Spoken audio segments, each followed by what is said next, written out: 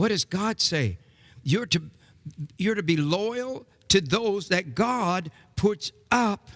And God, he says, and those who resist will bring down judgment upon themselves. This is Romans 13, 1 and 2. They will receive the penalty due them. Are you familiar with these kind of scriptures? Oh, yeah. That's pretty strong talk. Yeah, and again, I keep going back to Psalm 2, which is the same principle, because on the outside, it appears as though they are raging specifically against the president, against all conservatives. But if you go on and read, it actually says this: they gather together, they're enraged against the Lord and against his Messiah, against the Father and against the Son.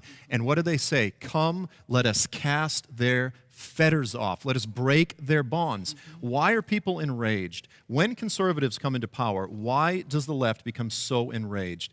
Because when you touch people's finances, they get upset. Okay, that's understandable. When you touch when you mention the fact that God has parameters on their sexual life, they become enraged. And this is what's amazing. When you get to this issue, when you say you are not allowed to shed innocent blood, they become violent. Why is it that there is this literally a violent effort to defend the right to kill the innocent and to carry on, as it says at the beginning of Romans? Because they rejected their Creator. They go on to give themselves over to all sorts of foreign lusts. And this has become, just acceptable. I mean, if you look at the majority of young evangelicals today, they support gay marriage, and we should all be able to love whoever we want and so forth. But where does it end?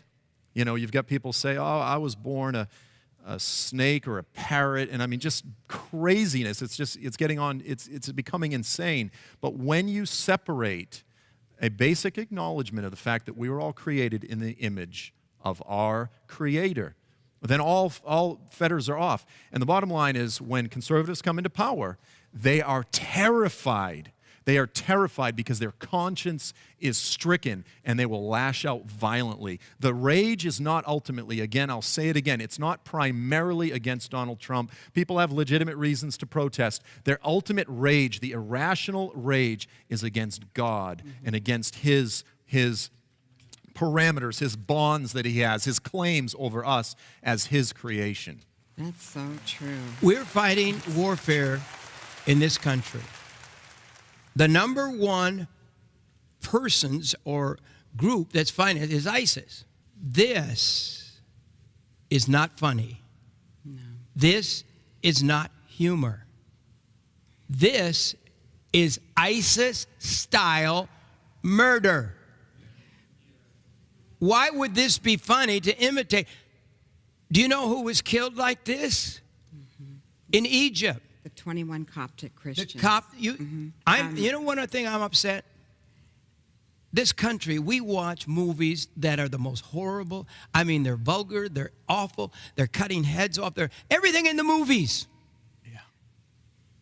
But nobody has seen, except for very few people, these guys right there on the screen right now actually get their heads cut off.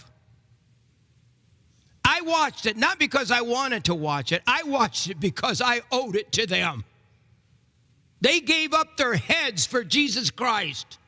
They were praying right there to the But Lord. that's the same group that there's the blood of their heads going out to sea right now, if you see that water. And I'm tempted one Sunday morning to say, everybody leaves the church that don't want to see this, but I'm going to show you. I want you to remember it. The reason I put this on the screen, I know I'm going to make a lot of people mad. It's made me mad because we have let this go on too long. What does it say in the headlines today, guys? Come on, girls and guys. ISIS-linked militants beheading police chief in the Philippines. Yes. This is the style of ISIS. They just cut off the head of the police chief in the Philippines. Yeah. Oh, well. And then what this? ISIS in Southwest Asia, Philippines battle growing threat. The Philippines are at They're under war. martial law. It's horrible, isn't it? Yeah, they're under martial law right now. And he even says right here that they're burning buildings. But we don't hear about it here. Why? Because we're too busy crucifying our President Trump. Yeah, it's so true. I'll tell you what, I'll defend Trump now just because he's being beaten down so fast. Yeah. So if you want to get me to stop, just you stop. Get the people to stop. This is wrong. We elected him. Yeah. Are we going to go, what do you call it, Joel, when you stop electing presidents and you go to just murder to elect a president? Yeah. Dictatorship. Yeah, dictatorship. I mean, the dictatorship of the violent majority, I guess. You know, I'll tell you Did someone we else not who's have an beheaded. election? We did. Yeah. Did we really? I'm wondering. Yeah, but People are saying we didn't have an election. It was a fake election. It was a false election. No, it was a legitimate election. It was probably So that's why they're saying that well, we can do this. I believe that's why she did it. I believe she thought, well, everybody else is doing it. You know, I'll tell you someone else that happened to. His name was John the Baptist. Paul the Apostle. Why was John the Baptist beheaded? Why did the world rage against him so much so that they thought it was necessary to cut his head off? Why? Because he pointed the finger at power, and he said, biblically speaking, according to the laws of your Creator, you're not allowed to be married to her. You're in an adulterous relationship.